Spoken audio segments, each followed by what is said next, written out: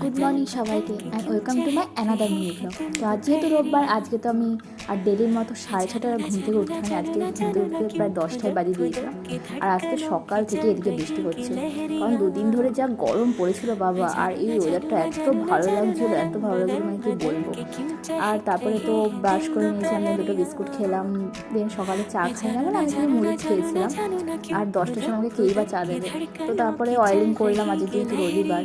তো তারপরে মায়ের আমসত্ত্বটা দিল খেতে। আর বাড়িতে না, আমার মা বাড়িতেই বানিয়েছে আমসত্ত্বটা। তোমরা কারা আমসত্ত্ব খেতে খেতে ভালোবাসো বলো তো? তো তারপরে স্নান করে নিয়েছিলাম। স্নান করতে করতে অনেক লেট হয়ে গিয়েছিল, প্রায় 2:30 বেজে গিয়েছিল। তো স্নান টান করে এসে তারপরে আমাদের বাড়ির এই আম গাছটা দেখছিলাম, কত আম ধরেছে দেখো। আর তারপরে লাঞ্চ করে নিয়েছিলাম। মাঝে লাঞ্চ ছিল পাটের শাক আর কলার ডাল দিয়ে মাছের মাথা দিয়ে। আর স্নানের স্পেশাল আর চিকেন আর নেই। আর সন্ধ্যেবেলা আমি একটা এক্সপেরিমেন্ট করতে গেলাম, কোল্ড কফি। তো আজকের জন্য এইটুকুই, টাটা।